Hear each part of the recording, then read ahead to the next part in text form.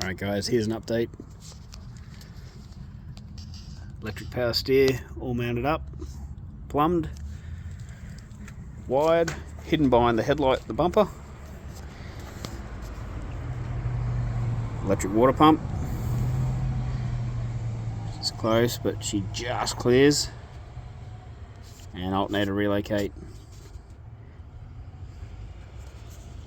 Just got to finish some of this up. And then this is what we'll see.